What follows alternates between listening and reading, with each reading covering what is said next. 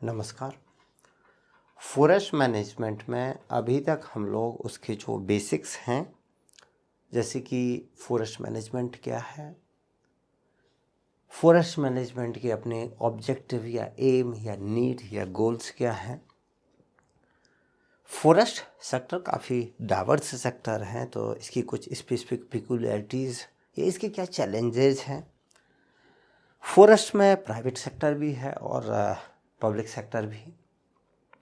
तो प्राइवेट और public sector के बीच के जो कंपैरिजन है उन्हें देख चुके थे, और फिर फॉरेस्ट को जो मैनेज करने के जो ऑब्जेक्टिव्स हैं, बेसिकली ब्रिटिश के टाइम से लेके मॉडर्न टाइम तक उनमें क्या चेंजेस आए हैं, और उससे रिलेटेड जो पिछले 3-4 सालों में जो नए क्वेश्चन आए हैं, नए टाइप के थोड़े क्वेश्चन आए हैं, उनका एक बेसिक आइडिया जो था उसे हम लोग कवर कर चुके थे। अब मुद्दा आता है कि चलो ठीक है, एक बेसिक आइडिया लग गया है, अब अपने पास एक वास्ट एरिया है, एक लंबा चौड़ा एरिया है फॉरेस्ट का, उसे मैनेज करना है। तो प्रैक्टिकल में आप उसे डायरेक्ट जा कर के मैनेज कैसे करोगे? मैनेज करने के लिए जब भी आपकी बात आएगी तो आपको किसी ना किसी टाइप के डाटा की ज़रूरत होगी, या उस डाटा को एक प्रॉपर वे में स्ट्रक्चर्ड करने की ज़रूरत पड़ेगी। यानी कि आप इसे ऐसे समझ सकते हो कि फॉरेस्ट से रिलेटेड जो भी वेरियस एस्पेक्ट हैं, आयाम हैं, उनको अलग अलग क्लासीफाई करने की ज़रूरत पड़ेगी, जिससे आप उसे प्रॉपर तरीके से मैनेज कर सको। तो जैसे फॉरेस्ट डिपार्टमेंट है, जैसे ही कैप्टन वाटसन के टाइम पे ये स्टार्ट हुआ, उसके बाद ही हम लोगों ने फॉरेस्ट को वेरियस एस्पेक्ट से डिवाइड करना स्टार्ट कर दिया, यानी कि फॉरेस्ट को क्लासीफाई करना स्टार्ट किया। यहाँ पर हम लोग जो क्लासिफिकेशन है, बेसिक तो क्लासिफिकेशन करने के लिए वही ऑब्जेक्टिव रहेंगे, लेकिन जैसे हम लोगों ने सिल्वीकल्चर में पढ़े होंगे, इवन एजेड और अनइवन एजेड, नेचुरल और आर्टिफिशियल, प्योर और मिक्सअप फॉरेस्ट, इस टाइप से जो क्लासिफिकेशन है वो यहाँ मैनेजमेंट एस्पेक्ट में कोई खास मायने नहीं रखते। इम्पोर्टेंस है, लेकिन उनका एक अपना दायरा है, अपना एरिया है। यहाँ जब आप ब्रॉड स्पेक्ट्रम में उनको मैनेज करने की कोशिश कर रहे होते हैं, तो यहाँ पर अपने लिए मेनली 3 ऐसे एस्पेक्ट हैं जो सबसे ज़्यादा इम्पोर्टेंट हैं। इसीलिए हम लोग जब यहाँ फॉरेस्ट ऑर्गेनाइजेशन करेंगे तो वही 3 एस्पेक्ट को हम लोग यहाँ क्लासीफाई करेंगे। रिमेनिंग जो एस्पेक्ट है उनका मैनेजमेंट में थोड़ा कम रोल है, वैसे सिल्वीकल्चरल वैल्यू है। इसलिए हम लोगों ने फॉरेस्ट के जो टाइप्स रहेंगे बाय लार्ज सिल्वीकल्चर में ही पढ़े हैं। यहाँ पर हम लोग केवल यही 3 एस्पेक्ट को डिस्कस करेंगे, और ये जो डिस्क्रिप्शन बनेगा इन तीनों का, या फॉरेस्ट को जो हम लोग क्लासीफाई कर रहे हैं, ये क्यों कर रहे हैं? अपना जो पर्पज़ है वो क्या है कि हम फॉरेस्ट को बेटर तरीके से डिस्क्राइब कर सकें, डिस्क्रिप्शन हो सके, जिससे हमारा जो एडमिनिस्ट्रेशन या मैनेजमेंट है वो बेटर हो सके। एडमिनिस्ट्रेशन है, मैनेजमेंट है, ये बेटर हो सके, और प्रॉपर तरीके से हम लोग रिकॉर्ड को मेंटेन कर सकें। ये 3 एस्पेक्ट कौन कौन से हो सकते हैं? फर्स्ट हो सकता है टेरिटोरियल। जैसे आप लोगों ने पढ़ा होगा, हम लोग सिविल जो है प्रशासनिक व्यवस्था, उससे जानते हैं कि एक स्टेट है वो कुछ डिवीज़न में बटा होता है, और डिवीज़न को लास्ट में डिस्ट्रिक्ट में बांट देते हैं। उसी टाइप से फॉरेस्ट के कुछ डिवीज़न रहेंगे। जो डिस्ट्रिक्ट है वो आपका नीचे ब्लॉक में डिवाइडेड होगा। ब्लॉक कुछ तहसील में, तहसील पंचायतों में, पोस्ट ऑफिस में, इस टाइप से नीचे लोअर तक विलेज लेवल तक डिवीज़न होगा। सिमिलर डिवीज़न यहाँ फॉरेस्ट में रहेगा। तो फर्स्ट रहा टेरिटोरियल डिवीज़न, टेरिटोरियल क्लासिफिकेशन या टेरिटोरियल डिवीज़न सिस्टम, जिसमें हम लोग फॉरेस्ट को टेरिटरी के अकॉर्डिंग मार्क करते हैं।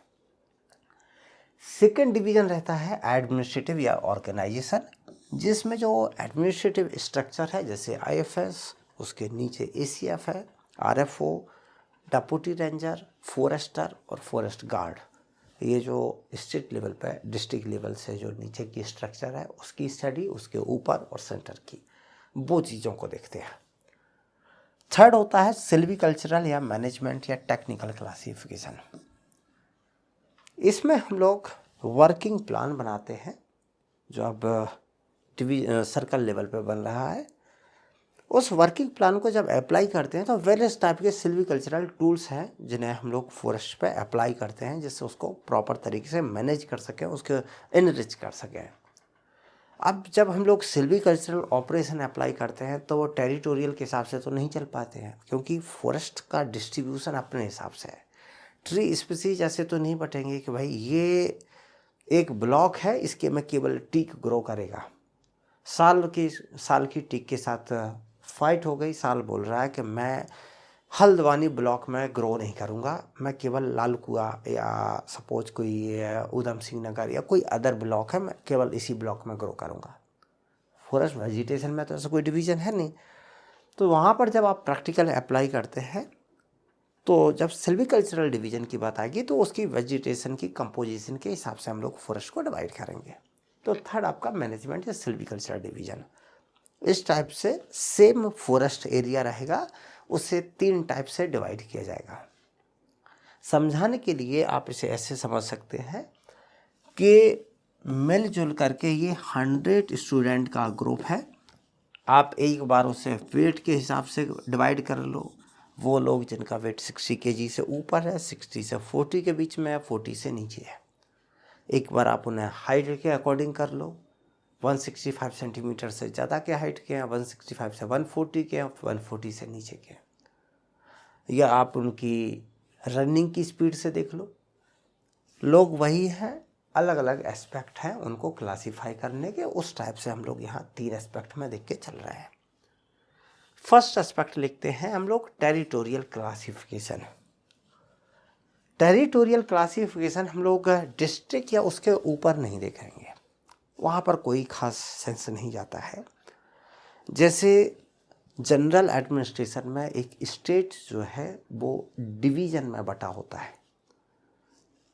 सामान्य प्रशासन जनरल एडमिनिस्ट्रेशन का डिवीज़न अलग होंगे, पुलिस सिस्टम के डिवीज़न अलग होते हैं, वैसे ही फॉरेस्ट सिस्टम के डिवीज़न अलग होते हैं।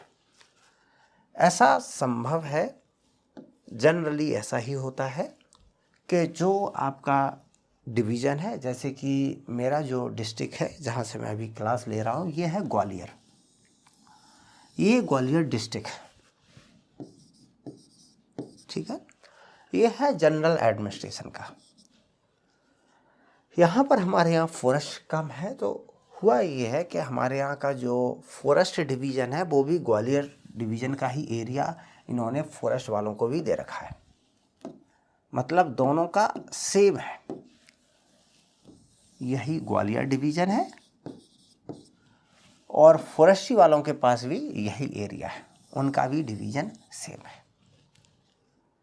ये भी संभव है कि अगर सपोज ऐसा कोई डिस्ट्रिक्ट हो जिसके पास बहुत ज़्यादा फॉरेस्ट एरिया है। फॉर एग्जांपल के लिए सपोज मैंने ले लिया एक सागर डिस्ट्रिक्ट, एमपी का ही एक डिस्ट्रिक्ट ले लिया। उस डिस्ट्रिक्ट को हम लोगों ने 2 डिवीज़न या 3 डिवीज़न में बांट दिया। एक डिवीज़न ये है, डिवीज़न 1, ये डिवीज़न 2। मतलब मैं बोल दूंगा कि ये ईस्ट सागर डिवीज़न, वेस्ट सागर डिवीज़न। जो जनरल एडमिनिस्ट्रेशन या पुलिस सिस्टम है उसके अपने हो सकते हैं। सपोज जनरल एडमिनिस्ट्रेशन के लिए ये सागर है, और ये जो वेस्ट सागर डिवीज़न है इसमें ये भी क्वाइट पॉसिबल है कि इसमें आधा पार्ट इस सागर का हो और कुछ पार्ट इसमें साइड वाले डिस्ट्रिक्ट का हो, क्योंकि फॉरेस्ट का जो बंटवारा रहेगा वो डिफरेंट रहेगा। अपने हिसाब से, ज़रूरत के हिसाब से ये डिवीज़न बांटेंगे। और यहाँ पर डिवीज़न पे बैठा होता है आईएफएस। एक जो डिवीज़न है डिस्ट्रिक्ट की तरह थोड़ा बड़ा एरिया रहेगा, तो जो डिवीज़न है उसको बांटा जाएगा सब डिवीज़न में। मैं ऐसे एक डिवीज़न ले लूँ, उसे बांट दिया सब डिवीज़न में। मैंने सपोज इसे 4 सब डिवीज़न में बांट दिया है। इस लेवल पे जो पोजीशन होते हैं इसे बोलते हैं सब डिविजनल ऑफिसर, एसडीओ। यहाँ पर जो रिक्रूटमेंट होती है एसीएफ की होती है, जो कि स्टेट पीएससी करवाती है। और ये जो सब डिवीज़न है ये कुछ और फर्दर सब डिवाइड होगा, इसे बोलते हैं रेंज।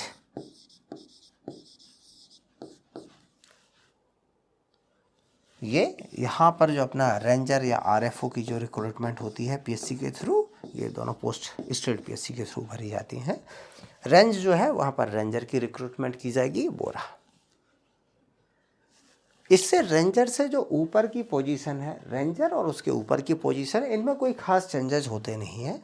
जनरली जो ऑपरेशन है उनको इम्प्लीमेंट करने की रिस्पॉन्सिबिलिटी रेंजर को काफ़ी ज़्यादा देखनी पड़ती है। तो हम लोग जो भी डिवीज़न करेंगे वो जनरली रेंज से नीचे ही होते हैं सभी। तो जो हम लोग जैसे टेरिटोरियल क्लासिफिकेशन कर रहे हैं, तो सबसे पहले क्या लेंगे, सबसे पहले एक रेंज ले लेंगे।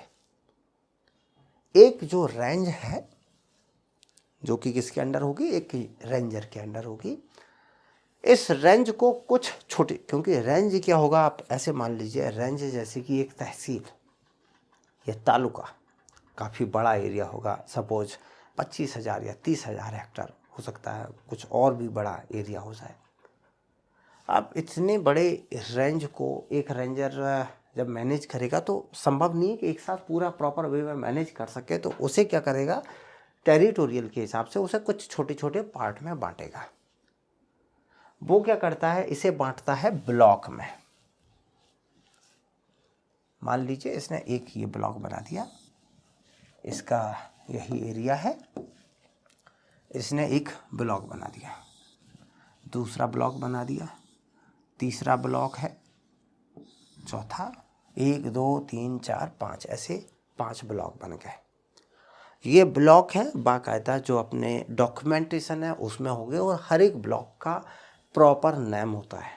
जैसे ये है लालकुआ ब्लॉक, हल्द्वानी ब्लॉक, ग्वालियर नहीं होगा, कोई तहसील, जैसे तहसील होता है तहसील का प्रॉपर नेम होता है, उस टाइप से यहाँ ब्लॉक का प्रॉपर नेम रहेगा। जो भी लोकल लार्ज टाउन होता है जनरली उसी के नाम पे उसका ब्लॉक का नाम रख दिया जाता है। हम लोग यहाँ पर बोल सकते हैं कि भाई ये मेन टेरिटोरियल डिवीज़न है। ये इस टाइप का ऑब्जेक्टिव बेस्ड एग्जाम का आपके लिए कोई खास सेंस है नहीं, बस आप इतना समझ लो कि ब्लॉक क्या होता है। एक आपकी जो रेंज है उसका एक एरिया है जिसे हमने ब्लॉक या रेंज को हम लोगों ने ब्लॉक में डिवाइड कर दिया, ठीक है। जब हम लोग ब्लॉक बनाते हैं तो ब्लॉक की जो बाउंड्री है बिल्कुल क्लियरली मार्क कर देते हैं। बाउंड्री जैसे इस ब्लॉक की और इस ब्लॉक के बीच की बाउंड्री होती है, जनरली हम लोग जो नेचुरल बाउंड्रीज हैं, जैसे कि यहाँ पर कोई रिवर जा रही है, उसको यूज़ करते हैं एक ब्लॉक को दूसरे ब्लॉक से सेपरेट करने में। जैसे अक्सर हम लोगों ने देखा होगा जब 2 स्टेट बनते हैं तो उनकी बाउंड्री कोई रिवर को ले लेते हैं, रिवर से दोनों स्टेटों की बाउंड्री बना देते हैं। वैसी कोई रिवर है, कैनाल है, टनल है, उनको ले लेते हैं हम लोग। रेल की पटरी ले ली, कोई रोड जा रहा, उसके हिसाब से ऐसे ब्लॉक की बाउंड्री बन जाती है। ऐसा भी हो सकता है कि कहीं पर ये प्रॉपर बाउंड्री डिमार्केशन ना हो तो वहाँ पर बड़ा सा एक रोड, कच्चा रोड बना करके हम लोग उसकी जो बाउंड्री है वो बिल्कुल प्रॉपरली मार्क कर देते हैं। तो ये रहे ब्लॉक। अब ये ब्लॉक जैसे एक रेंज है 5,000 या 50,000 हेक्टेयर की, उसको हम लोगों ने ब्लॉक में डिवाइड कर दिया, ब्लॉक में।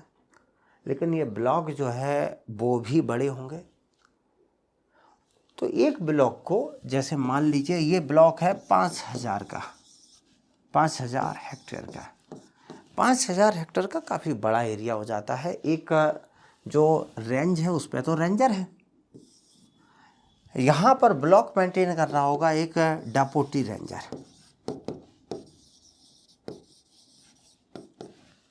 लगभग डेप्यूटी रेंजर की पोजीशन होगी यहाँ पर।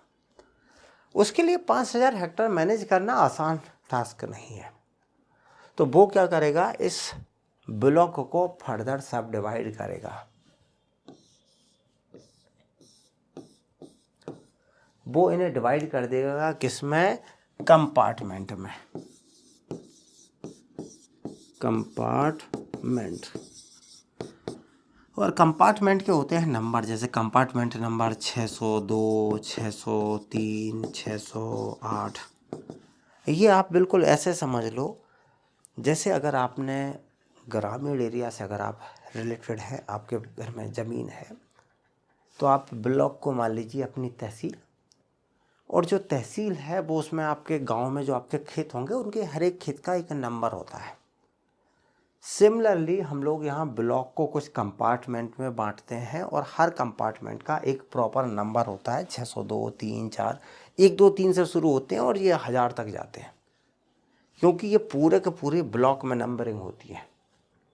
मान लो ये कंपार्टमेंट है, एक है, अब भाई ये पूरे में ब्लॉक में सपोज इसमें 40 कंपार्टमेंट बन गए या 20 कंपार्टमेंट बन गए, इसमें 20 हैं, फिर 21वां शुरू हो जाएगा, इसके ब्लॉक के नंबर अलग होंगे, लेकिन वो सबको नंबर बढ़ते क्रम में रहेंगे, जिससे होता क्या है कि पूरे पूरे रेंज के जो नंबरिंग है कंपार्टमेंट की वो सिमिलरली जाती है, एक दूसरे से कॉन्फ्लिक्ट नहीं होते हैं। नहीं तो ऊपर से पता पड़ा 608 के लिए आया, अब दो जगह है 608, कौन से 608 के लिए है, इस कंपार्टमेंट के 608 के लिए या इसके लिए। तो इसलिए इसके अलग रहेंगे नंबरिंग वैसा, लेकिन ब्लॉक को हम डिवाइड कर देंगे कंपार्टमेंट में। और ये जो कंपार्टमेंट है ये भी परमानेंट है, मतलब हम लोग परमानेंटली ब्लॉक को जो कंपार्टमेंट करते हैं बिल्कुल परमानेंटली मार्क्ड करते हैं, जो मैप है उस पर कंपार्टमेंट सीधा लिखा होता है, नंबरिंग होती है। जनरली जो कंपार्टमेंट का एरिया है वो होता है अपना 100 से 500 हेक्टेयर के आसपास, बड़ा एरिया होता है। समस्या ये हो सकती है, सपोज ये अगर हिली एरिया रहा, अगर मान लो प्लेन है, तो हम लोग एक कंपार्टमेंट को आसानी से मैनेज कर सकते हैं और सब पूरे को सिंगल एरिया मान लो 500 हेक्टेयर का एक लंबा चौड़ा खेत है। अगर ये हिली है, एंडुलेटिंग टोपोग्राफी है, तो पूरे एरिया को बिल्कुल एक ही टाइप का ट्रीटमेंट देना, एक ही टाइप से मैनेज करना संभव नहीं हो पाता है। सभी को जैसे एक ही साइज के जूते पहनाएंगे तो काम नहीं चलेगा। तो यहाँ क्या करेंगे, कंपार्टमेंट को कई बार हम लोग सब कंपार्टमेंट में डिवाइड कर देते हैं। ये जो सब कंपार्टमेंट में डिवीज़न है ये टेम्परेरी भी हो सकता है और परमानेंट। कई बार हमें जो सिल्वीकल्चरल जो ट्रीटमेंट देते हैं उनके रिक्वायरमेंट कुछ टाइम के लिए है, तो हम लोग 15-20 साल के लिए से सब कंपार्टमेंट में डिवाइड कर दिया, बाद में हटा दिया, या फिर कंटिन्यू भी रह सकता है। तो इस टाइप से ब्लॉक जो रेंज है उसको डिवाइड करते हैं हम लोग ब्लॉक में, और जो एक ब्लॉक बनाया था उसको हम लोग कुछ कंपार्टमेंट में डिवाइड करेंगे, कंपार्टमेंट के नंबर होंगे, और उसको फिर सब कंपार्टमेंट में डिवाइड करेंगे। और सब कंपार्टमेंट के जो नंबरिंग होती है वो होती है ABCD, इस टाइप से। अब ये समझ में नहीं आया हो तो हम लोग एक एक करके करते हैं। जैसे पहला आता है ब्लॉक, कंपार्टमेंट और सब कंपार्टमेंट, ये तीनों टर्म याद रखना। ब्लॉक क्या है, फॉरेस्ट रेंज जो है वो डिवाइड होती है जो भी 15 से 30 ब्लॉक के अंदर, जो कि एक मैन टेरिटोरियल डिवीज़न होती है। यूजुअली सामान्य तौर पर जो ब्लॉक है उसकी बाउंड्री बिल्कुल क्लियर कट बाउंड्री होती है, और ये बाउंड्री हम लोग या तो क्रिएट करते हैं या नेचुरल जो हर्डल्स है उनको, नेचुरल अवरोधों को हम लोग ये बाउंड्री ले लेते हैं। इनके लोकल प्रॉपर नेम होंगे, जैसे कि हल्द्वानी ब्लॉक। दूसरा आता है कंपार्टमेंट।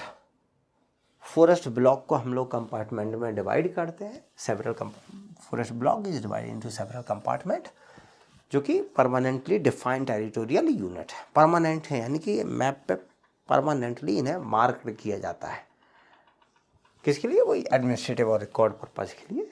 ठीक है, इनका क्या होगा, नंबरिंग होगी।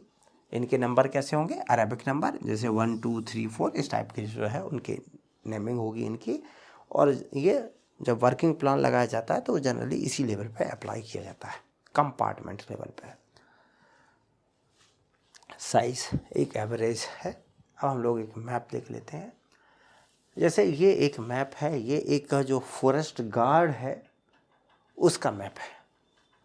फॉरेस्ट गार्ड की जो रिक्रूटमेंट है, आगे हम लोग एडमिनिस्ट्रेटिव देखेंगे, उसकी रिक्रूटमेंट एक बीट लेवल पे होती है। ये जो फॉरेस्ट गार्ड है उसकी ये बीट है।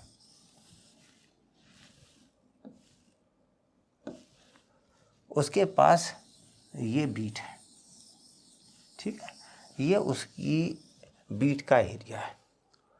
उसकी बीच में ये कंपार्टमेंट है 625 नंबर का, 625 नंबर का ये एक कंपार्टमेंट आ गया। दूसरा कंपार्टमेंट 626 ये है, 627 देखो, मैं रेंज के नीचे है, ब्लॉक आएगा, डिवीज़न में ब्लॉक है, ब्लॉक काफ़ी बड़ा होगा और उसमें से ब्लॉक का एक छोटा सा ब्लॉक है, उसका डिवीज़न हुआ कंपार्टमेंट में। तो यहाँ कंपार्टमेंट दिखा रहा हूँ मैं कि जैसे ये 625 नंबर का कंपार्टमेंट, 626 है, 627 है, 628 है, ये 607 है, 608, 603, 4, 3 ऐसे चल रहा है। ये जो फॉरेस्ट गार्ड है उसके पास क्या हो रहा है, इसकी ये बाउंड्री है, यानी कि इसके लिए 603 है, वो आधा तो कंपार्टमेंट इसके में आ गया, आधा कंपार्टमेंट किसी दूसरे फॉरेस्ट गार्ड के पास चला गया। इस टाइप से कंपार्टमेंट वाला सिस्टम अलग चलता है और एडमिनिस्ट्रेटिव अलग चलता है। यहाँ पर एक कंपार्टमेंट जैसे हम लोगों ने ये देख लिया।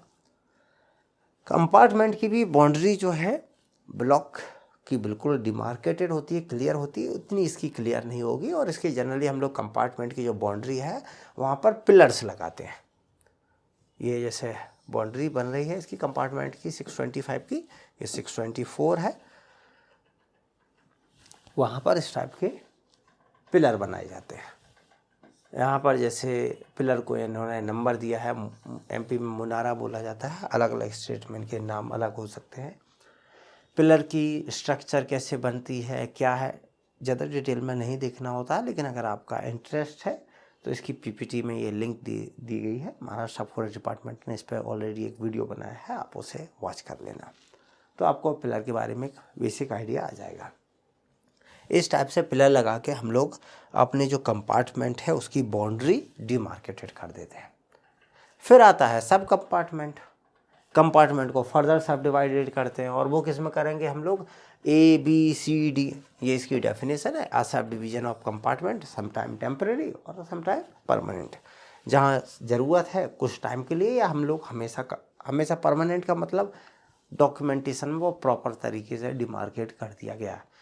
कैसे किया जाएगा, जैसे सपोज एग्जांपल के लिए 603 था, मान लो जो आपका कंपार्टमेंट है, ये आपका कंपार्टमेंट है 603। अब इसको मैंने 3 में डिवाइड कर दिया, ये हो गया 603A, 603B, 603C। इस टाइप से एक ही कंपार्टमेंट 3 सब कंपार्टमेंट में डिवाइड हो गया। तो ये यहाँ पर इस टाइप से ABCD इस टाइप के लेटर में नेमिंग कर दी जाती है इसकी। जो सिल्वीकल्चरल ट्रीटमेंट है वो जनरली हम लोग इसी लेवल पे अप्लाई करते हैं। हो सकता है इसमें थोड़ी समझने में दिक्कत आए, क्योंकि यहाँ पर हम लोग एक बेसिक कॉन्सेप्ट है वर्किंग प्लान, उसे यहाँ पर छोड़ दिया है, अभी डिस्क्राइब नहीं हुआ है, आगे वर्किंग प्लान वाला टॉपिक आएगा। वर्किंग प्लान बेसिकली है क्या, जैसे आप अपनी तैयारी करते हो तो आप लोगों ने एक पूरा स्ट्रेटजी बना ली कि 15 दिन में हमें इतना पढ़ना है, 20 दिन में इतना पढ़ना है। अब 20 दिन में जो भी टारगेट बनाया है फिर उसे आप डे वाइज डिवाइड कर लेते हैं, फिर डे वाइज को सुबह दोपहर शाम को इस टाइप से डिवाइड कर लो। फॉरेस्ट एक बड़ा एरिया है, इसमें स्टेक होल्डर बहुत सारे हैं, तो ये कैसे प्रॉपर मैनेज किया जाए। दूसरा, अगर प्राइवेट होती है ओनरशिप, तो हमारे ग्रैंडफादर ने एक बार सोच रखा है, वो पूरे सुबह से शाम तक पिताजी को बोलते रहेंगे और वो मुझे बोलते रहेंगे, तो इस टाइप से वो परमानेंसी बनी रहती है। फॉरेस्ट डिपार्टमेंट में अधिकारी आए, रिटायर हो गए, कोई ख़त्म हो गया, कोई ट्रांसफ़र हो गया, तो जो कहीं मैनेज किया जा रहा है उसका कैसे सिस्टम चले, तो उसके लिए एक रिटन डॉक्यूमेंट होता है, जिसे बोला जाता है वर्किंग प्लान। यानी कि 10 ईयर की स्ट्रेटजी होती है उसमें, कि ये फॉरेस्ट का एरिया है, इसमें हमें 10 साल में ये आज यहाँ पर था, अगले 10 साल में यहाँ पहुँचना है, कब क्या ट्रीटमेंट देना है, किस एरिया को कैसे मैनेज करना है, उसमें सारी चीज़ें लिखी होती हैं। वो होता है वर्किंग प्लान। वो वर्किंग प्लान में हम लोग वेरियस टाइप के जो सिल्वीकल्चरल ट्रीटमेंट है, क्योंकि फॉरेस्ट बड़ा एरिया है, हर एक एरिया की रिक्वायरमेंट अलग है, उसको ट्रीटमेंट अलग अलग टाइप से करना होता है, तो उसके एरिया के हिसाब से उसमें ट्रीटमेंट लिखे होते हैं। तो वो जो ट्रीटमेंट है वो जनरली कंपार्टमेंट लेवल पर होते हैं, क्योंकि कंपार्टमेंट 100 हेक्टर या 500 हेक्टर का है, तो मतलब छोटा एरिया है। कुछ केसेस में जहाँ कंपार्टमेंट ऊंच नीच एरिया है, अंडुलेटिंग प्लेन है, हिली टोपोग्राफी है, अब 100 हेक्टर भी हिली रीजन में बहुत वेरी कर सकता है। वैली की कंडीशन और जो माउंटेन स्लोप्स हैं, माउंटेन पीक्स हैं, वो वेरी कर जाएंगे। तो उस केस में हम लोग अपना जो कंपार्टमेंट है उसे सब कंपार्टमेंट में डिवाइड कर लेते हैं। जैसे फॉर एग्जांपल के लिए अगर अपना सपोज ये माउंटेन्स वाला रीजन है और यहाँ से लेके ये एक कंपार्टमेंट में आ रहा है, तो हम लोग सब कंपार्टमेंट में क्या डिवाइड कर लेंगे, मान लीजिए ये और ये है, इसको एक सब कंपार्टमेंट में डाल दिया। ये वाला पार्ट है इसे दूसरे सब कंपार्टमेंट में डाल दिया और ये तीसरे में है। तो इस टाइप से इसका ट्रीटमेंट अलग चलेगा, इसका अलग चलेगा, इसका अलग चलेगा। तो ऐसा हम लोग कर सकते हैं तो थोड़ा आसान हो जाए। यहाँ पर फॉरेस्ट्री में जो कंपार्टमेंट है बेसिकली तो वही सबसे नीचे है। अगर हम सब कंपार्टमेंट को कुछ टाइम के लिए नेग्लेक्ट कर दें तो फॉरेस्ट में जो वेरियस टाइप की ऑपरेशंस होते हैं, मैनेजमेंट होते हैं, सब के सब कंपार्टमेंट पे ही कर दिए जाते हैं। वर्किंग प्लान भी है वो भी कंपार्टमेंट लेवल पे। इसीलिए सब कंपार्टमेंट को क्या बोला उसकी डेफिनेशन में, टेम्पररी या परमानेंट। क्योंकि मेजोरिटी के टाइम पे, मेजोरिटी कंडीशन में सब कंपार्टमेंट टेम्पररी नेचर का है। जब तक उस पर कुछ सिल्वीकल्चर से रिलेटेड चीज़ें लगानी है तो हम लोगों ने सब कंपार्टमेंट में डिवाइड कर दिया 5-10 साल के लिए। जहाँ वो काम हो गया उसे हम लोग ख़त्म कर देते हैं। वो रिकॉर्ड में कहीं मिलता नहीं है, रिकॉर्ड में रहता है तो केवल कंपार्टमेंट। तो फिर यहाँ पर हमसे कंपार्टमेंट से रिलेटेड क्वेश्चन आएंगे। कंपार्टमेंट हिस्ट्री क्या है, कंपार्टमेंट डिस्क्रिप्शन क्या है, कंपार्टमेंट के टाइप्स क्या होते हैं, कंपार्टमेंट क्यों बनाए जाते हैं। जैसे यहाँ 2 क्वेश्चन है, explain the component of compartment description.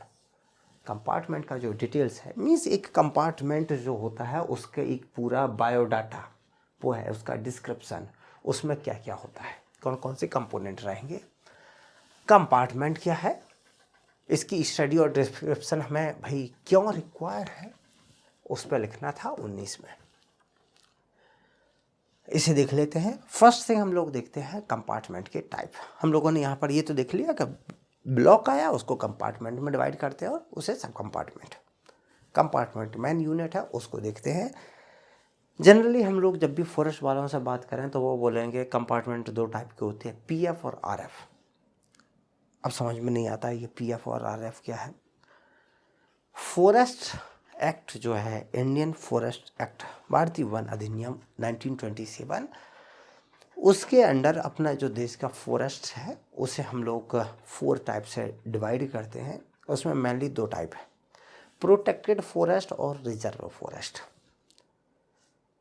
एक वो एरिया जो कि एडवर्स कंडीशन में होती है उसे गवर्नमेंट रिजर्व कर दिया, जैसे आपकी रेलवे में सीट रिजर्व है उसे रिजर्व कर दिया, उस पर केवल ऑनरशिप गवर्नमेंट की है, वही उसे एक्सप्लॉइट करेगी, किसी की उसमें इंटरवेंशन नहीं चाहती, वो है रिजर्व फॉरेस्ट। फॉरेस्ट के वो एरिया जिसे गवर्नमेंट कुछ टाइप का प्रोटेक्शन देना चाहती है लेकिन उसमें minor forest produce other resources के एक्सप्लॉयटेशन के लिए लोकल कम्युनिटी को इन्वॉल्वमेंट परमिट है, मीन्स रिसोर्सेज शेयर कर लेती है, but local community over exploit ना कर ले इसलिए उसे कुछ लेवल तक का प्रोटेक्शन दे रखा है, वो है आपका प्रोटेक्टेड फॉरेस्ट। अब ये रिजर्व फॉरेस्ट और प्रोटेक्टेड फॉरेस्ट तो पूरे देश में फैले हुए हैं, तो ये कंपार्टमेंट है उन पर भी जब बात आएगी तो वो कंपार्टमेंट या तो रिजर्व फॉरेस्ट वाले एरिया में पड़ जाएगा या प्रोटेक्टेड वाले में।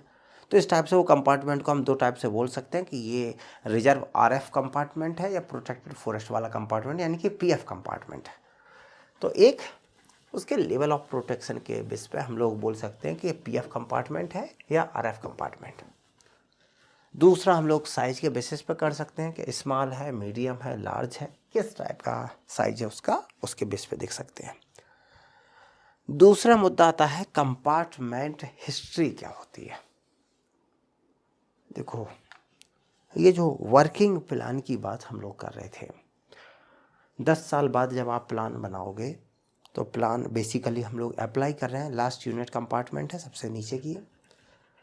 तो जब कंपार्टमेंट पे आप वर्किंग प्लान आपका ख़त्म हो गया है, नया प्लान बनाने वाले होते हो, तो आपको उस कंपार्टमेंट के बारे में सब कुछ पता होना चाहिए, तभी आपको पता पड़ेगा कि अभी उसकी प्रेजेंट पोजीशन क्या है, 10 साल में हमने जो किया क्या क्या किया और उसका रिजल्ट क्या मिला, हम कहाँ पहुँचना चाहते थे लेकिन हम कहाँ तक पहुँच पाए। सपोज उसमें हम लोगों ने बहुत कुछ किया था लेकिन उतना अचीव नहीं कर पाए। क्यों नहीं कर पाए? वो फैक्टर्स क्या है, चाहे वो क्लाइमेटिक हो, एडेपिक हो, टोपोग्राफिक हो, लीगल इशू हो, जो भी हो, चाहे करप्शन हो, किसी भी टाइप के हो, वाइल्ड लाइफ से रिलेटेड कोई भी इशू हो, तो क्या इशू चैलेंजेस है। तो जब हम लोग रिवाइज करें तो जो बजट हो वो उन फैक्टर्स पे भी काम कर सकें जिससे हम लोग स्पीड अप कर सकें ऑपरेशंस को। तो उसके बारे में उसकी पास्ट हिस्ट्री पूरी कंपार्टमेंट डिस्क्रिप्शन में आएगा, उसका पूरा कंपार्टमेंट। ये कंपार्टमेंट हिस्ट्री में क्या आएगा, जब कंपार्टमेंट हिस्ट्री लिखी जाती है, हर एक कंपार्टमेंट का पूरा बायोडाटा लिखा जाता है, तो पहला चैप्टर उसका आ जाएगा उसकी डिस्क्रिप्शन में। इसमें काफ़ी चैप्टर आ जाते हैं। फर्स्ट तो सबसे पहले उस कंपार्टमेंट के बारे में कि ये कंपार्टमेंट ये पूरा हमारा रेंज के इस ब्लॉक का ये हिस्से में है। और जैसे अपने नक्शा नहीं देखते हैं कि पूरा ग्लोब है, ग्लोब में इंडिया है, पूरा ग्लोब के पे इंडिया का थोड़ा हाईलाइट हो रहा होगा और वहाँ से एक तीर सा निकलेगा और फिर आपका स्टेट दिख रहा होगा और स्टेट से कुछ हाईलाइट होकर आपका डिवीज़न होगा। इस टाइप से हम लोग उसकी डिमार्केशन करेंगे, पिक्चर वगैरह दिखा देंगे कि इसकी लोकेशन कहाँ है, इसकी बाउंड्री कितना एरिया है, बाकी बहुत सारी जो डिटेल्स होंगी, किस टाइप की वेजिटेशन है, कौन कौन सी स्पीसीज है, उनका डिस्ट्रीब्यूशन क्या है, वो सारी चीज़ें हम लोग यहाँ कंपार्टमेंट डिस्क्रिप्शन में कर देंगे। उसके बारे में इन्यूमरेशन, जो भी उसमें जनगणनाएँ हुई हों, बायोडाइवर्सिटी, रीजनरेशन वगैरह, मैनेजमेंट डिटेल, कितने नॉन टिम्बर फॉरेस्ट प्रोडक्ट खड़े हुए हैं, ट्री कितने मार्क है, कंपार्टमेंट की आउटर बाउंड्री कहाँ पर है, ईस्टर्न बाउंड्री कितनी, वेस्टर्न बाउंड्री कितनी का क्या है, कौन से ऑपरेशन चल रहा है, ऐसे अलग अलग चैप्टर्स उसमें बने होते हैं। इन्हें सबको पढ़ लेना। ये सब किस में होते हैं? कंपार्टमेंट हिस्ट्री का पार्ट होते हैं। आपसे ये कंपोनेंट और कंपार्टमेंट डिस्क्रिप्शन कई बार पूछा गया है, तो उसे हम लोग ज़रूर देख लेंगे कि कंपार्टमेंट डिस्क्रिप्शन क्या होता है। ये सारी चीज़ें जो हैं वो है नेशनल वर्किंग प्लान कोड 2014 के अकॉर्डिंग। इसमें समस्या ये है कि अभी रिसेंटली 2023 का भी नेशनल वर्किंग प्लान कोड आ गया है, लेकिन वो लॉन्च तो एक टाइप से जो बेसिक नोटिस है ICFRE ने वो तो कर दिया, लेकिन उन्होंने उसे पब्लिश नहीं किया अपनी वेबसाइट पर। तो मुझे ये उम्मीद नहीं है कि उससे कुछ आए। संभव है कि उसमें उन्होंने कुछ नई चीज़ें लेके आए होंगे, कई बार एक्सप्लोर कर चुके हैं, लेकिन उसमें अभी कुछ अपडेट नहीं किया उन्होंने। अगर एग्ज़ाम से 1-2 मंथ पहले वो उसे कर देते हैं तो हम लोग यहाँ पर चीज़ें देख लेंगे। नहीं तो एक बेसिक क्वेश्चन बनता है कि इस वर्किंग प्लान कोड को रिवाइज करने की क्या ज़रूरत है। जब हम लोग वर्किंग प्लान पढ़ेंगे तो बहुत सारी चीज़ें वहाँ देख लेंगे, तो बेसिक क्वेश्चन अगर आते हैं तो वहाँ से बन जाएंगे। जब ये आएगा तब कुछ देखा जाएगा। अभी हाल फिलहाल में जो अपने पास है उसके हिसाब से कंपार्टमेंट डिस्क्रिप्शन में इस टाइप की डिटेल होती है। स्टार्टिंग में कि भाई डिवीज़न क्या है, रेंज क्या है, ब्लॉक, और उस ये कंपार्टमेंट तक आ गए।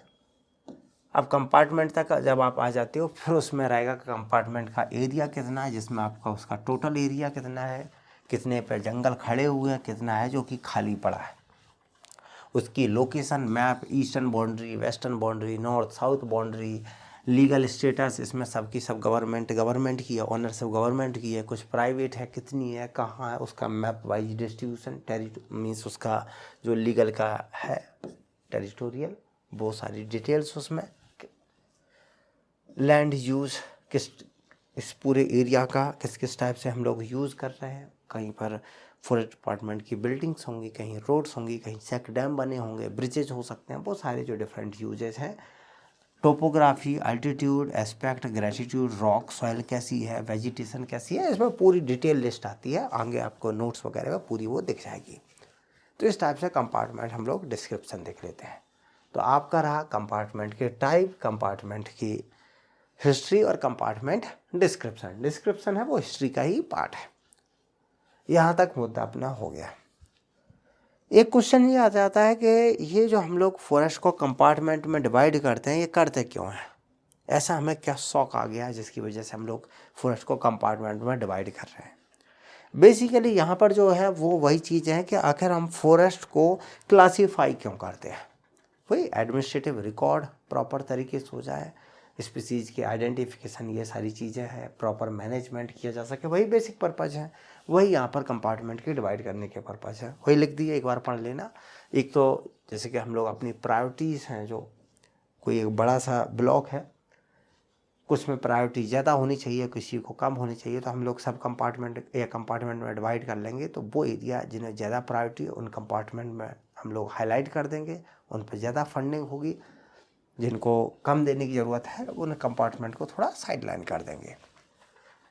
कंपार्टमेंट के मल्टीपल यूज के हिसाब से इनके बहुत डिफरेंट यूज़ रहेंगे, उस हिसाब से हम लोग इन्हें बना लेंगे डाइवर्सिटी मेंटेन करने के लिए, उस सब के लिए।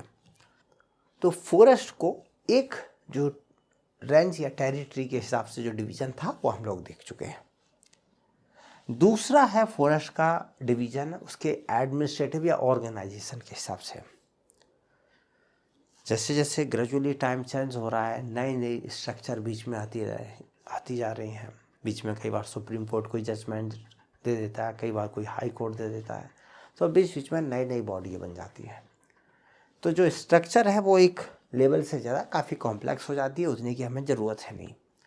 आप सिंपल वे में इतना समझ लो कि फॉरेस्ट में एक तो सेंट्रल जो है, सेंट्रल लेवल पे वहाँ पर एडमिनिस्ट्रेशन है, दूसरा स्टेट लेवल। सेंटर में टॉप पर रहेगा अपना सेक्रेटरी और उसके नीचे आएगा अपना DGF, director general of forestry.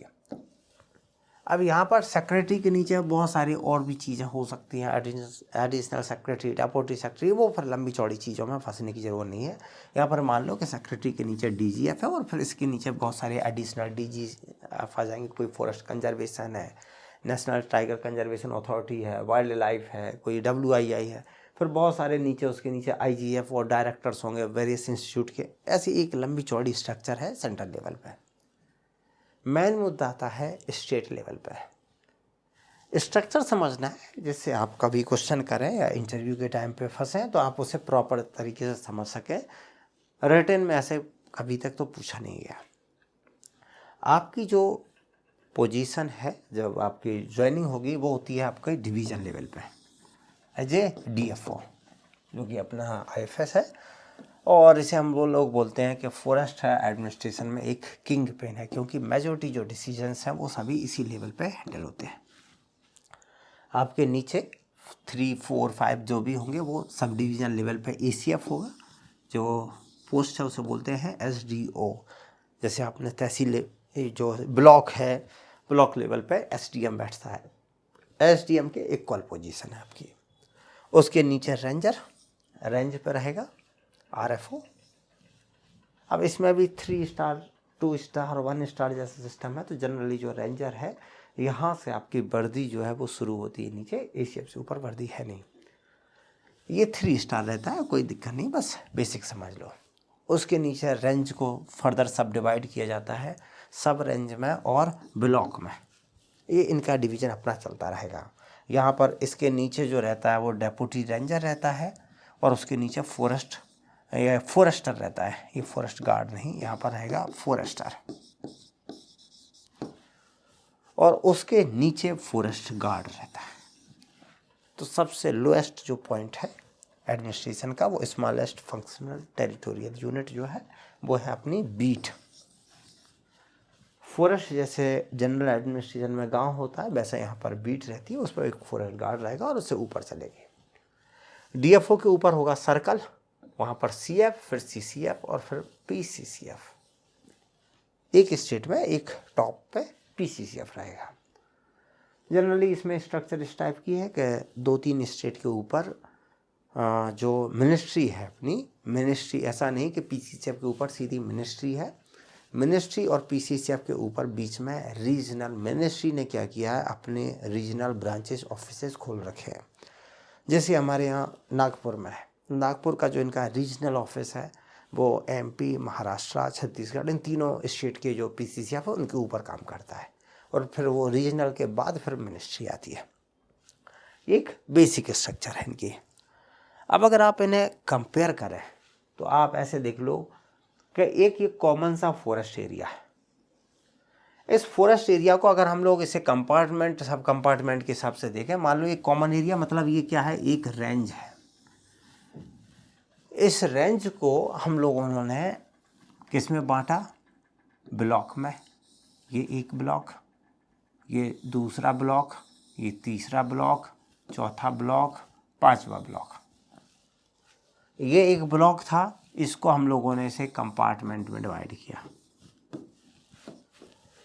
और हो सकता है इस कंपार्टमेंट को सब कंपार्टमेंट में डिवाइड कर दें। ये एक एस्पेक्ट है।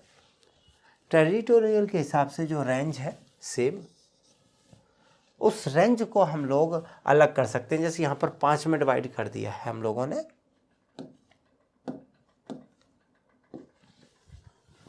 यहाँ पर एडमिनिस्ट्रेशन अपने हिसाब से चलेगा। जैसे यहाँ पर 1 2 3 4 और ये 5, यहाँ पर एक रेंज को 5 ब्लॉक में बांटा गया था। यहाँ पर हो सकता है क्योंकि रेंज है, इसको यहाँ पर इन्होंने 4 ही रेंज में डिवाइड कर दिया, 4 रेंज में डिवाइड, एक रेंज है उसको 4 सब रेंज में डिवाइड कर दिया।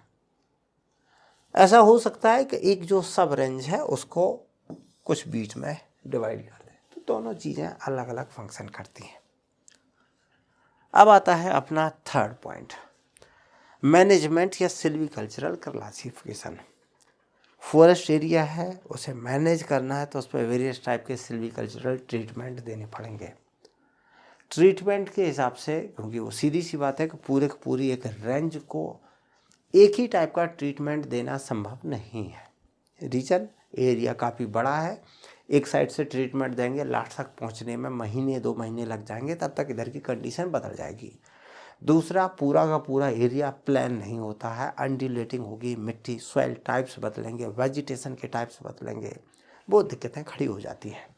तो इसलिए मैनेजमेंट के एस्पेक्ट में या सिल्वीकल्चरल एस्पेक्ट में हम लोग जो फॉरेस्ट की रेंज है उसे सब डिवाइड करते हैं वर्किंग सर्कल में, फिर फिलिंग सीरीज में, कटिंग सेक्शन में, कूप और पीरियोडिक ब्लॉक्स में। इस टाइप से हम लोग उसे डिवाइड करते हैं।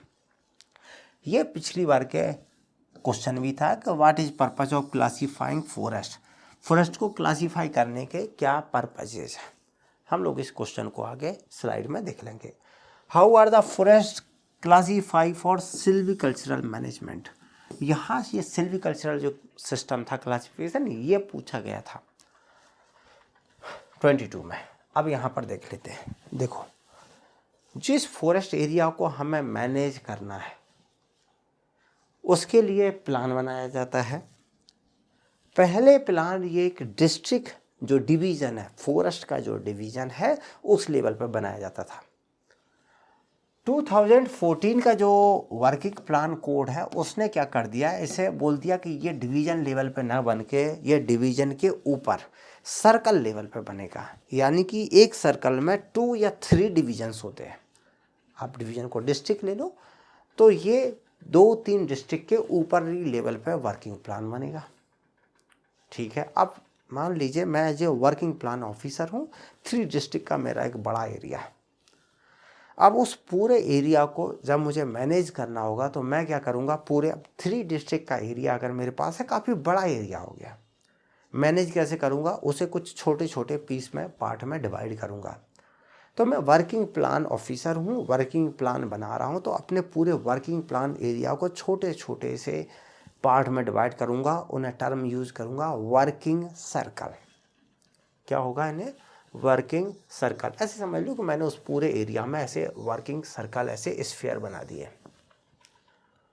ये होगा क्या, उस पूरे एरिया को मैनेज करने के हमारे पास, जब मैं वर्किंग प्लान हूँ तो दुनिया भर के ऑब्जेक्टिव है। उस पूरे बड़े एरिया को जब मैं देखूंगा तो वहाँ लगेगा अच्छा इस एरिया में रीजनरेशन की इशू है, यहाँ पर मुझे टिक की प्लांटेशन कर देनी चाहिए। तो मैंने क्या किया, उस एरिया को, सपोज ये एरिया है, इसको मैंने कर दिया टीक रीजनरेशन वर्किंग सर्कल। यानी कि वर्किंग सर्कल का टाइप कौन सा है, regeneration working circle.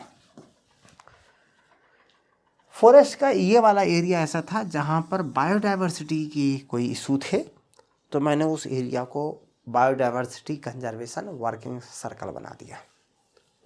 Biodiversity conservation working circle. कोई ऐसा एरिया था जहाँ पर सपोज जॉइंट फॉरेस्ट मैनेजमेंट चला रहे थे, तो अच्छा इस एरिया को हम लोग जॉइंट फॉरेस्ट मैनेज के एस्पेक्ट में मैनेज करेंगे, तो इसको मैंने बोल दिया JFM वर्किंग सर्कल। इस टाइप से एक जो बड़ा एरिया था वर्किंग प्लान का एरिया, उसको हम लोग छोटे छोटे सर्कल में स्फीयर में डिवाइड कर देते हैं, जिन्हें बोलते हैं वर्किंग सर्कल। अब होता क्या है, ऑब्जेक्टिव है जिसके बेसिस पे हमने ये वर्किंग सर्कल बनाया है, तो एक वर्किंग सर्कल दूसरे से कॉन्फ्लिक्ट कर सकता है। जैसे कोई एरिया था जो JFM के अंडर था, उसे बोल दिया ये JFM वर्किंग सर्कल है, यानी कि उस एरिया के मैनेजमेंट में हमें JFM के कॉन्सेप्ट पर ध्यान रखना है, क्योंकि हमें पता होना चाहिए कि इस पर पब्लिक पार्टिसिपेशन इन्वॉल्व है। अब जब हम लोग ये कर ही रहे थे, तब तक पता पड़ा कि वाइल्ड लाइफ के भी इशू है। वाइल्ड लाइफ के हिसाब से वाइल्ड लाइफ वाला जो डिपार्टमेंट होगा वो अपने हिसाब से देख रहा होगा, तो ये जिस एरिया में JFM के ऑब्जेक्टिव चल रहा है उस एरिया में वाइल्ड लाइफ का भी काम हो सकता है। तो इस टाइप से एक वर्किंग सर्कल दूसरे वर्किंग सर्कल से एक दूसरे पे एडजस्ट हो सकते हैं, ओवरलैपिंग हो सकते हैं। तो इस टाइप से वर्किंग सर्कल एक दूसरे से ओवरलैपिंग कर सकते हैं। अब मान लो ये वर्किंग सर्कल रहा जिसमें मैं प्लांटेशन का काम कर रहा हूँ। ये वर्किंग सर्कल में या प्लांटेशन नहीं, पेड़ों की कटाई का काम कर रहा हूँ, लेकिन ये वर्किंग सर्कल भी छोटा एरिया नहीं होता है। 500 हेक्टर 600 हेक्टर सब बड़े एरिया है। अब 500 हेक्टर में अगर मैं पेड़ों की काटने का काम करूँ सिस्टमेटिक तरीके से, तो 4 महीने लगेंगे, या साल भर लग गई, या 2 साल लग गए। इधर से उधर तक 2 साल लग गए, तो तब तक इधर फिर से वेजिटेशन हो गई, तो पूरे की वेजिटेशन एक सी नहीं हो सकती। तो अगर हमें उसमें पेड़ों की कटाई छटाई भी करनी है, तो पूरे वर्किंग सर्कल को एक सिंगल यूनिट ना लेके कई बार, जो कि अक्सर हम लोग करते हैं, उसे और सब पार्ट में डिवाइड कर लेते हैं। वो क्या चल रही होती है, एक टाइप से सीरीज चल रही होती है। इसलिए हम लोग एक वर्किंग सर्कल लिया और इस वर्किंग सर्कल को कुछ सब पार्ट में डिवाइड कर दिया। इसे बोलते हैं फिलिंग सीरीज। जैसे एक वर्किंग सर्कल है, उसकी एक सीरीज ये है, दूसरी ये है, तीसरी ये है, चौथी ये है। ऐसी जैसी एक सीरीज, एक लाइन, एक चेन चल रही है, इसे क्या बोलते हैं, फिलिंग सीरीज। तो पहले आपको समझना है कि वर्किंग सर्कल क्या है। वर्किंग प्लान तो हम लोग आगे देखेंगे। वर्किंग सर्कल क्या है, एक फॉरेस्ट एरिया जो वर्किंग प्लान का छोटा हिस्सा हो भी सकता है, या पहले कभी कभी क्या होता था कि पूरा पूरा वर्किंग प्लान है वो एक पूरा एक ही वर्किंग सर्कल में रख दिया जाता था, क्योंकि पहले डिवीजन या कई बार तो उससे नीचे लेवल पे भी बनाए गए हैं, तो डेफिनेशन पुरानी चल रही है। तो एक फॉरेस्ट एरिया जो कि होल या पार्ट ऑफ वर्किंग प्लान, एक फॉरेस्ट एरिया जो कि ऑर्गेनाइज किया जाता है किससे, किसी पर्टिकुलर ऑब्जेक्टिव या सब्जेक्ट को रेफरेंस लेके, जिससे उसका प्रॉपर तरीके से मैनेजमेंट किया जा सके, उसमें प्रॉपर तरीके से सिल्वीकल्चरल ऑपरेशन दिए जा सके, ट्रीटमेंट किया जा सके, जिससे कि जो वर्किंग प्लान के जो ऑब्जेक्टिव हैं उन्हें अचीव किया जा सके। तो ये वर्किंग प्लान का एक एरिया है। क्या, वर्किंग सर्कल। वर्किंग सर्कल के टाइप्स कैसे हो सकते हैं, जैसे वहाँ पर देखा, अलग अलग ऑब्जेक्टिव के हिसाब से इसके टाइप हो सकते हैं। कोई बड़ा सा एरिया था, किसी में रिहेबिलिटेशन, डिग्रेडेड एरिया है तो रिहेबिलिटेशन ऑफ डिग्रेडेड फॉरेस्ट, इसे बोलते हैं RDF working circle.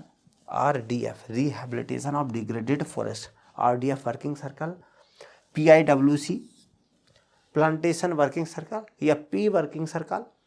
Improvement working circle, non timber forest produce working circle, bamboo overlapping working circle, biodiversity conservation working circle, JFM working circle, wild life management working circle.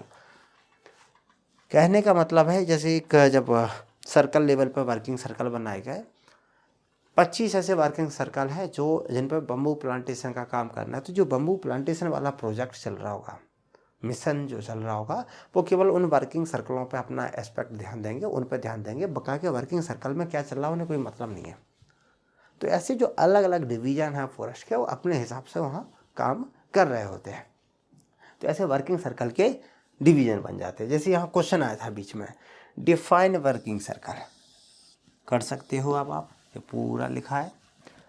Mention different type of working circle generally constitute in India. कुछ ये हैं, कुछ आखिरी slide पे होंगे, notes में एक लंबी चौड़ी और लिस्ट है। Explain biodiversity working circle 10 marks में पूछा था। अब यहाँ नेक्स्ट में जैसे बायोडाइवर्सिटी वर्किंग सर्कल क्या है भाई, है तो वर्किंग सर्कल, बट उसमें जो मैनेज करने के जो बेसिक सिल्वीकल्चर ट्रीटमेंट लगाने के जो ऑब्जेक्टिव होंगे वो पर्पज़ होगा कि वहाँ पर बायोडाइवर्सिटी का एनरिचमेंट हो। जैसे फूड सिक्योरिटी बढ़ाना, वहाँ पर मंकी की पॉपुलेशन थी तो मैंगो वगैरह की प्लांटेशन करते थे, जामुन की प्लांटेशन करते हैं, महुआ की प्लांटेशन करते हैं। उत्तराखंड जो हिली रीजन है वहाँ पर हम लोग रोडोडेंड्रॉन की प्लांटेशन करते हैं, जिससे उनके फ्लावर जो है वो मंकी को कंज्यूम करने के लिए, जो फ्रूट है वो कंज्यूम करने के लिए आ जाते हैं। तो इस टाइप से हम लोग फूड बढ़ाएंगे। कहीं पर हैबिटेट के इशू होंगे, डिग्रेडेड एरिया है तो प्लांटेशन इस टाइप से लगाएंगे जहाँ ग्रुप से हों, हैबिटेट रहने के लिए शेल्टर की व्यवस्था हो सके, तो वो बायोडाइवर्सिटी के हम लोग एस्पेक्ट अलग अलग हो जाएंगे। अब यहाँ पर एक जैसे क्वेश्चन आ जाता है ना कि भाई ये जो साइज, बाउंड्री और टाइप ऑफ वर्किंग सर्कल जो दुनिया भर के होते हैं किस वजह से ऐसे बन जाते हैं, तो डिपेंड करता है अपने गोल ऑब्जेक्टिव क्या है उसको मैनेज करने के, वहाँ की लोकल की इकोलॉजिकल कंसीडरेशन कैसी है, हमारे पास स्किल वगैरह कैसी है, लोकलिटी के इशू क्या है और पब्लिक पार्टिसिपेशन फंड कैसा है, वो सारी चीज़ों के बेसिस पे हम लोग ये दुनिया भर के टाइप बनाते हैं। उसी से रिलेटेड ये क्वेश्चन है। अब जैसे एक क्वेश्चन आया था, what is the purpose of classifying forest, how are forest classified for silvicultural management. Purpose क्या है मैंने यहाँ लिख ही दिए हैं पूरा का पूरा। वो जो रहेगा वही working circle, felling series, cutting section, को पीरियोडिक ब्लॉक, वो वाला है। ये डिटेल में हम लोग देख ही रहे हैं, नोट्स में वैसे सेक्शन इसमें लिखा भी हुआ है। ये पर्पज प्रॉपर तरीके से लिख दिया है, अपना काम हो जाता है। दूसरा क्वेश्चन था, what is working circle, how decided in working plan exercise. देखो वर्किंग सर्कल क्या है भाई, वर्किंग प्लान का एक स्मॉल एरिया या कंप्लीट वर्किंग प्लान का भी एरिया हो सकता है, होल या पार्ट ऑफ वर्किंग प्लान, जो कि किसी पर्टिकुलर ऑब्जेक्ट है और गोल के हिसाब से हम लोग मैनेज करते हैं for treatment, various silviculture treatment करने के लिए हम लोग करते हैं, वो आप कर लोगे। अब इसके जो इन्हें पूछा था, हाउ डिसाइडेड है working plan exercise, working circle को कैसे डिसाइड करते हैं, मतलब उसके ऑब्जेक्टिव किस मुद्दे से बनाए जाते हैं वो यहाँ रखें, जिस वजह से हम लोग ये डिसाइड करते हैं। वर्किंग सर्कल को हम लोग डिवाइड करते हैं फिलिंग सीरीज में, क्योंकि बड़ा एरिया होता है और यहाँ पर एक्चुअली हम लोग जो पढ़ रहे हैं फिलिंग सीरीज, एनुअल को, कटिंग सेक्शन, ये मॉडर्न एस्पेक्ट नहीं है। जो पुराने तरीके थे जहाँ फॉरेस्ट को हम लोग इसलिए मैनेज करते थे क्योंकि फॉरेस्ट को काट के रेवेन्यू जनरेट करेंगे, टिम्बर जनरेट करेंगे, वो टर्मिनोलॉजी है। तब होता क्या था कि एक बड़ा वर्किंग जो सर्कल होता था पुराने टाइम पर, उसमें पूरा टिम्बर हार्वेस्ट करना होता था। संभव नहीं है कि एक साथ पूरा हटा लिया जाए, उसमें बहुत सारी दिक्कतें हो सकती थी, जैसे विंड वगैरह है उसकी भी दिक्कतें हो सकती थी। तो हम लोग क्या करते थे कि पूरे वर्किंग सर्कल को डिवाइड कर देते थे। ये वर्किंग सर्कल है, एक काम करते हैं, इसको हम लोगों ने 3 हिस्सों में डिवाइड कर दिया। एक सीरीज ये चल रही है, दूसरी ये चल रही है, तीसरी ये चल रही है। ये सीरीज ये चल रही है। सीरीज का मतलब क्या है, पेड़ों को हम लोग इस हिसाब से सस्टेनेबल में काटेंगे जिससे कि वो परमानेंट नेचर लेते जाएं। जैसे इस एरिया को हम लोगों ने 10 हिस्सों में बांट दिया। मान लो कोई पेड़ था, आज लगा दो, 10 साल बाद उसमें हार्वेस्टिंग पे आ जाता था। तो हम लोगों ने एक सीरीज तो ये चल रही काटने की, ये कैसे चल रही है आगे स्लाइड में समझ रहा है। दूसरी सीरीज इसके बगल में चल रही होगी, तीसरी उधर चल रही होगी, इनमें 1-2 साल के डिफरेंस होंगे।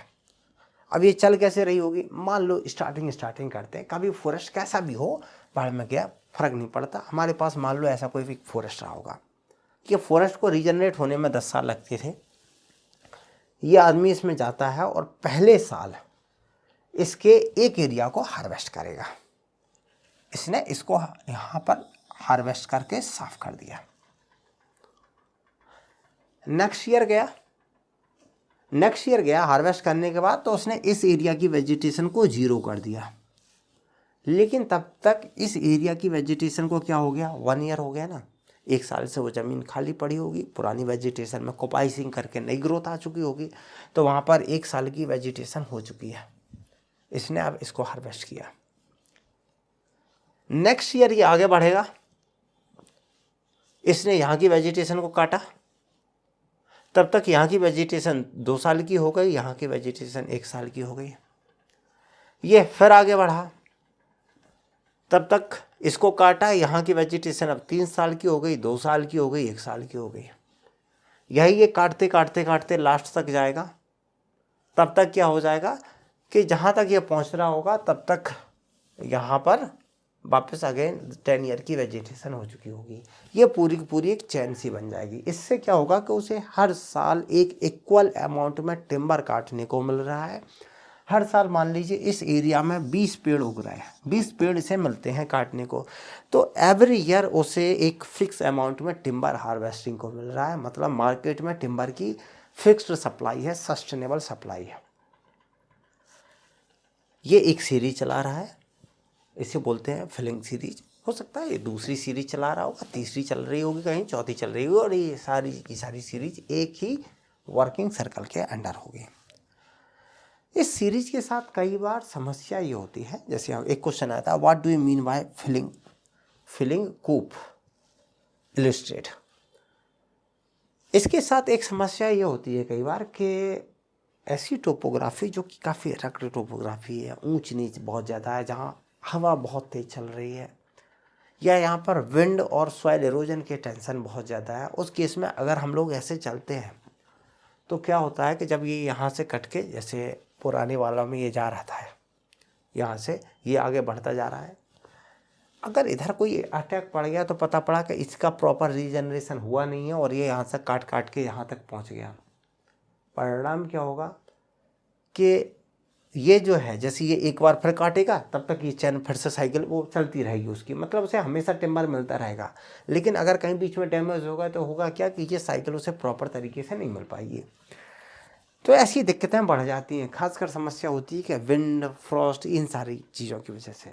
तो हम लोग क्या करते हैं, एक काम कर लेते हैं, इस पूरे जो सीरीज चल रही थी उसे 2 हिस्सों में डिवाइड कर देते हैं।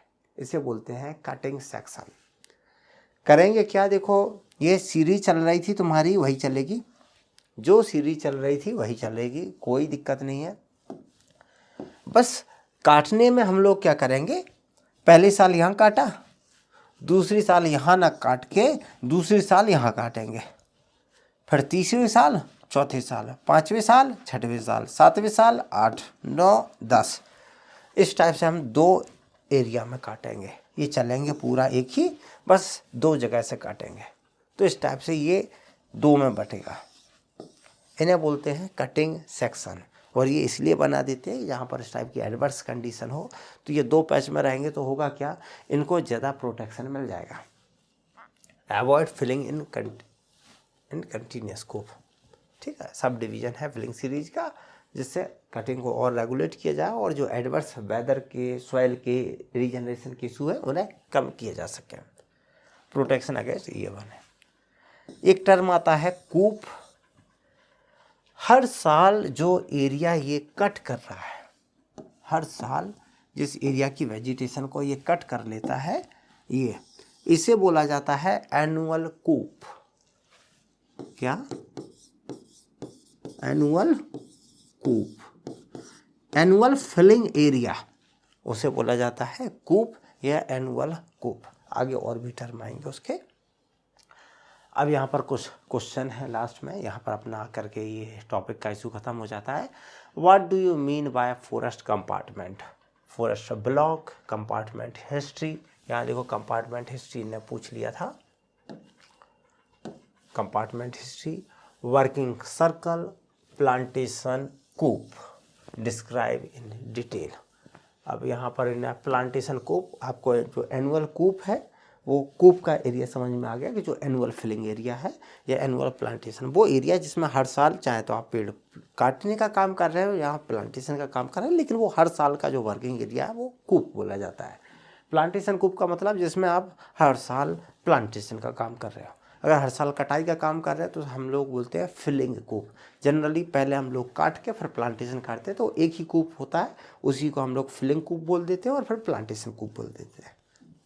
तो टर्मिनोलॉजी रही।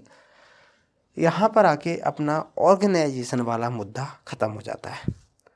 नेक्स्ट इम्पोर्टेंट इशू आता है अपना सस्टेनेबल फॉरेस्ट मैनेजमेंट। मैं सस्टेनेबल यील्ड और प्रोग्रेसिव यील्ड वाले कॉन्सेप्ट